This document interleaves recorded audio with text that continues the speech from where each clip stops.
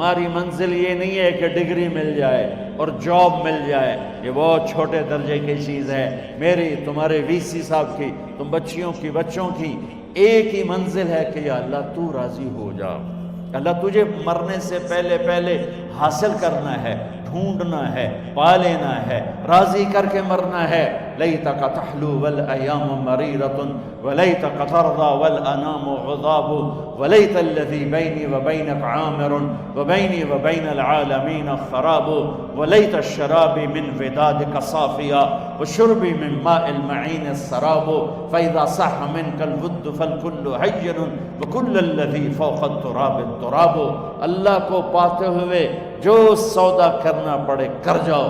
عبداللہ بن حذیفہ کو رومیوں نے پکڑ لیا، صحابی ہیں، ان کو آگ میں ڈالنے لگے تو وہ رو پڑے، تو لوگوں نے رومی بادشاہ سے کہا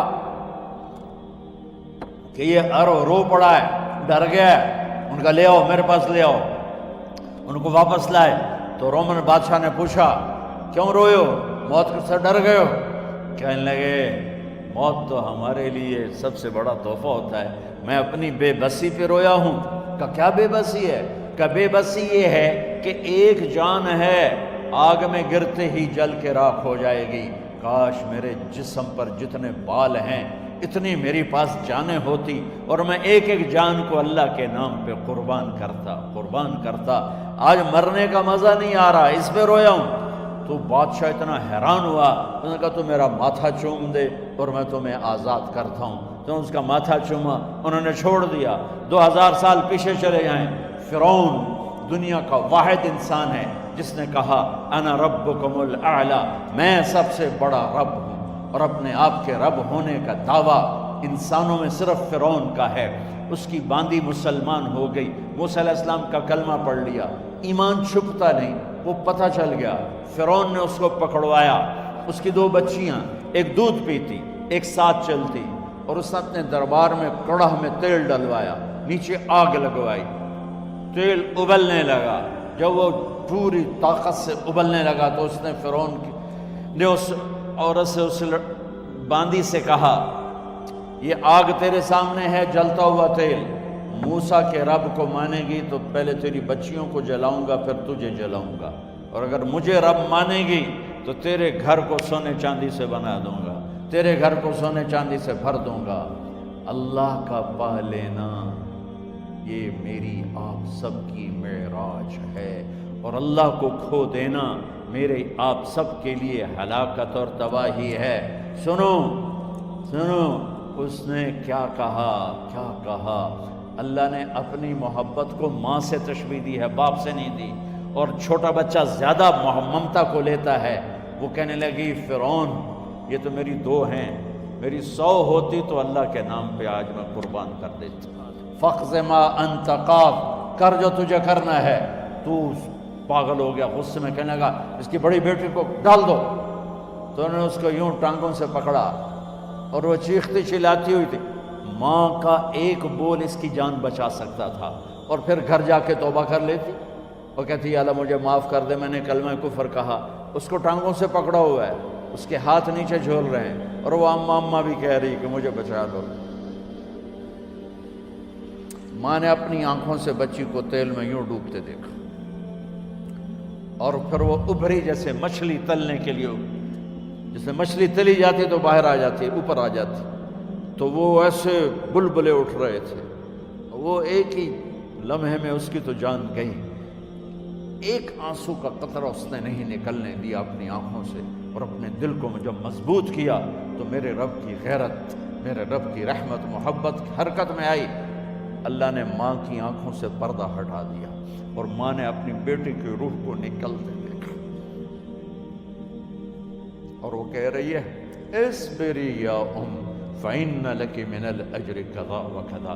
ماں جی ڈرنا نہیں، صبر کرو، جنت تیار ہے، جنت تیار ہے، ابشرو۔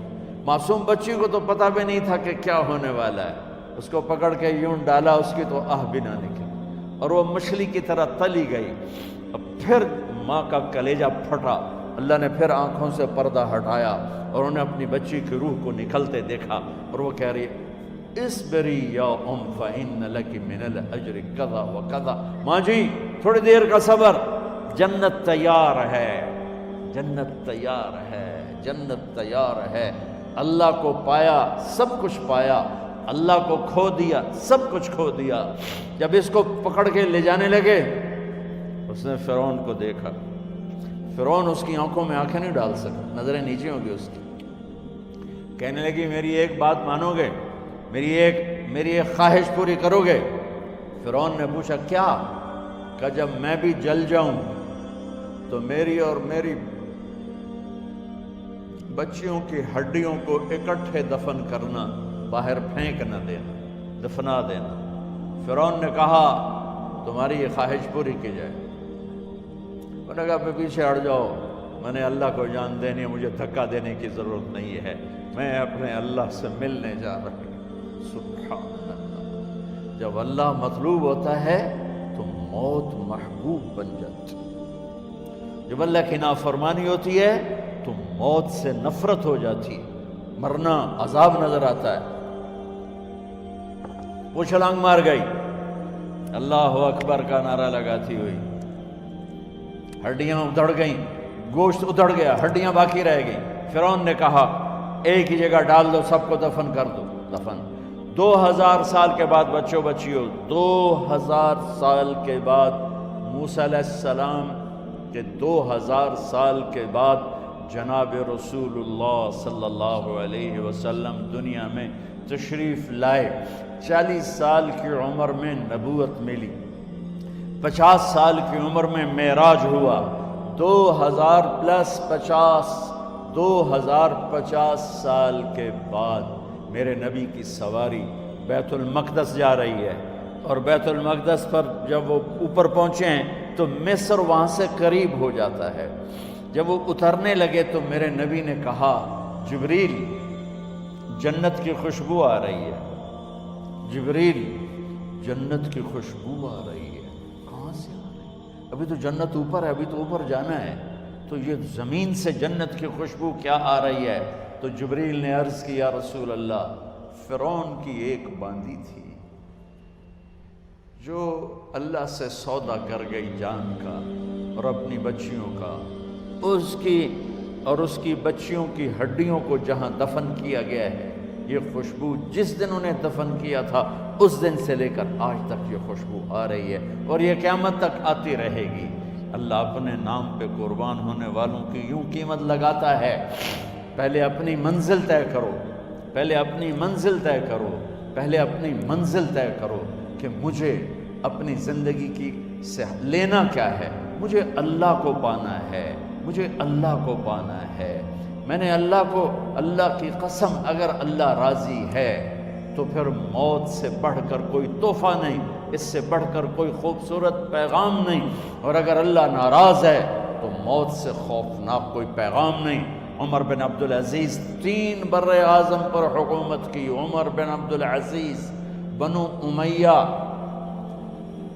مروان 9 مہینے حکومت کی، اس کا بیٹا عبد الملک بن مروان 21 برس حکومت کی، اس کا بیٹا ولید 10 سال حکومت کی، اس کا بیٹا سلیمان 2.5 سال حکومت کی۔ اسی تخت پر بیٹھے عمر بن عبدالعزیز۔ پہلے چاروں نے اللہ کے شریعت کو قربان کیا حکومت کے لیے۔ عمر بن عبدالعزیز نے اپنے آپ کو قربان کیا اللہ کے لیے، حکومت کو پاؤں کے تلے رکھا اور اللہ کی رضا کو سامنے رکھا۔ ان کو زہر دیا گیا۔ جب ان کی موت کا وقت قریب آیا تو انہوں نے رجا بن حیوہ کو بلایا۔ سننے والی بات ہے بچوں، ان سے فرمانے لگے سنو، میں نے 3 بادشاہوں کو قبر میں اتارا۔ اب بچیاں تو قبرستان جاتی نہیں، ہم تو اپنے ہاتھوں سے قبر میں اتارتے ہیں اور اوپر مٹی ڈالتے ہیں اور اوپر اینٹیں ڈالتے ہیں اور پھر منو مٹی میں دبا کے واپس آتے ہیں۔ یہ منظر آپ بچیوں کے تو دیکھنے کا بھی نہیں ہے۔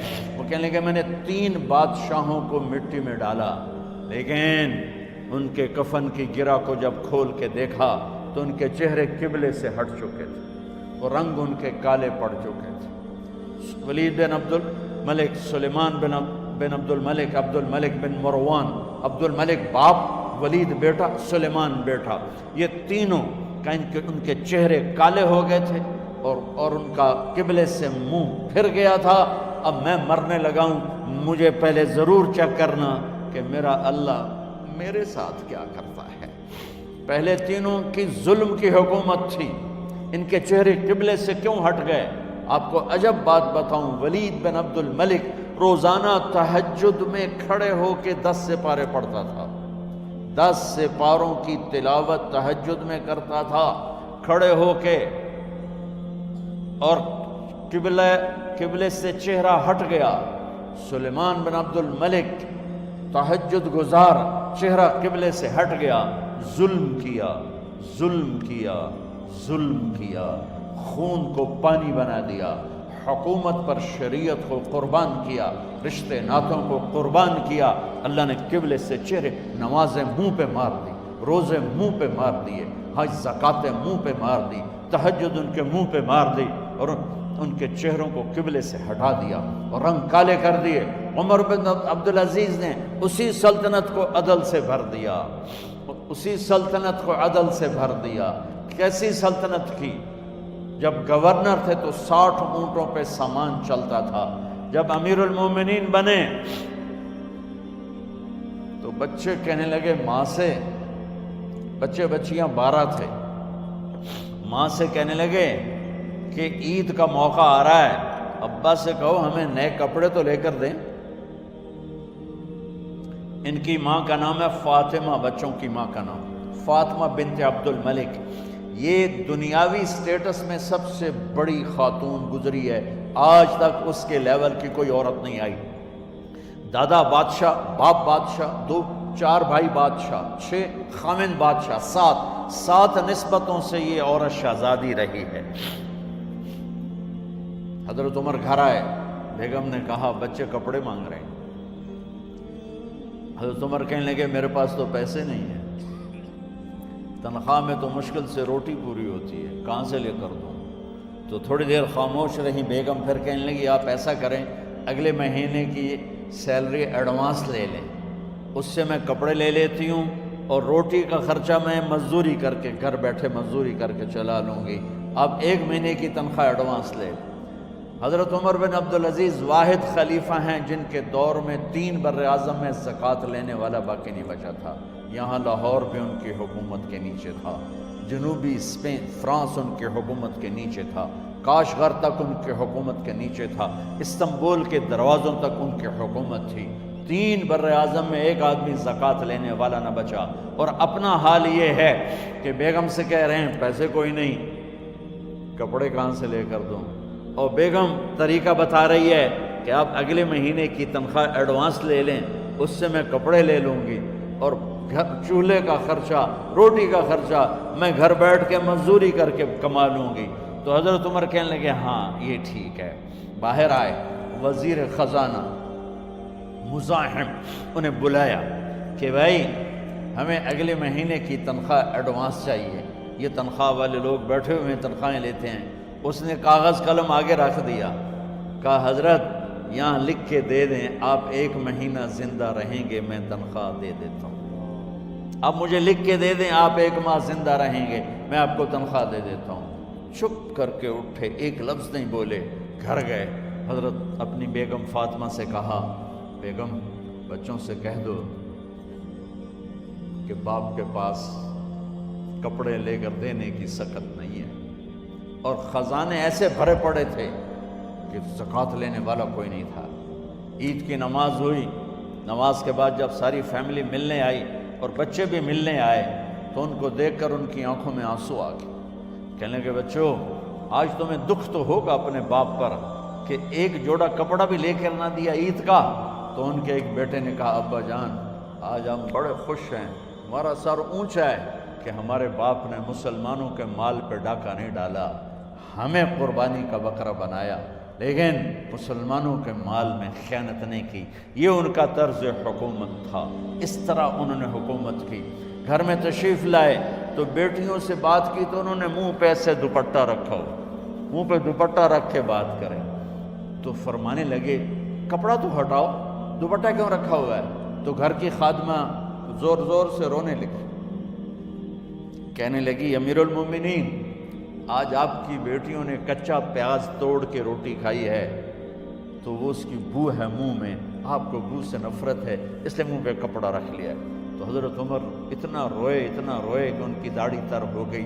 کہنے لگے آخر میں جب تھوڑا آسرے میں آئے، کہا میری بیٹیوں تمہارا باپ تمہیں بڑے اچھے کھانے کھلا سکتا ہے لیکن میں جہنم کو برداشت نہیں کر سکتا، میں جہنم کی آگ برداشت نہیں کر سکتا۔ اب مرنے کا وقت آ گیا۔ جب وہ گورنر تھے تو 60 اونٹوں پہ ان کا سامان چلتا تھا، اور جب وہ امیر المومنین بنے تو عیادت کے لیے لوگ آ رہے تھے، تو سالے عیادت کے لیے آئے، فاطمہ کے بھائی، کپڑے دیکھیں امیر المومنین کے تو بہن کو ایک طرف کر کے فرمایا، بڑے نیک سرداروں میں سے تھے یہ مسلمہ بن عبد الملک، کہنے لگے امیر المومنین کے کپڑے تبدیل کروا دو، لوگ پوچھنے آ رہے ہیں تو میلے کپڑے اچھا نہیں لگتا۔ کہا جی بھائی کرواتی ہوں۔ اگلے دن جب وہ حال پوچھنے آئے تو پھر وہی کپڑے تھے، تو انہوں نے ان کو الگ جا کر کہا بہن میں نے تمہیں کہا تھا کپڑے بدلوا دیتی، کیوں نہیں بدلوائے؟ تو وہ رونے لگی، کہنے لگی کہاں سے بدلواؤں، جوڑا ہی ایک، کہاں سے بدلواؤں؟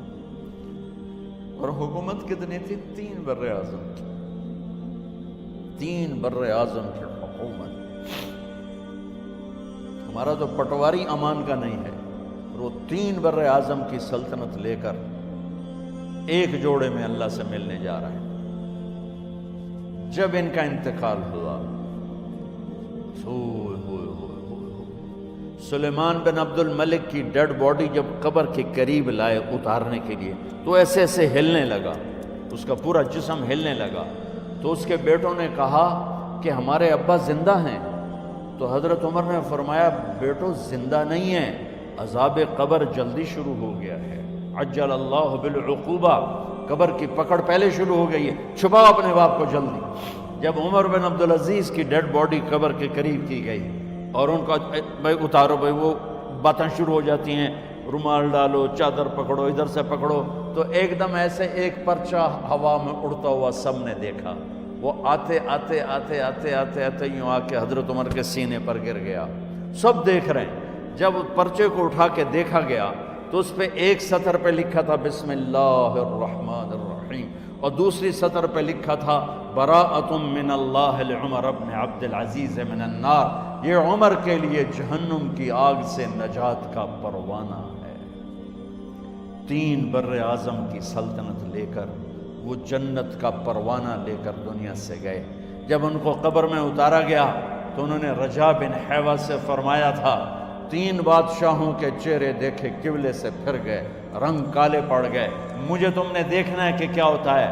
تو رجا فرماتے ہیں جب میں قبر میں اترا اور ان کے کفن کی گیرہ کو کھول کے دیکھا تو چہرہ قبلے کی طرف فکس تھا، اور مجھے یوں لگا جیسے 14ویں رات کا چاند قبر میں اتر آیا۔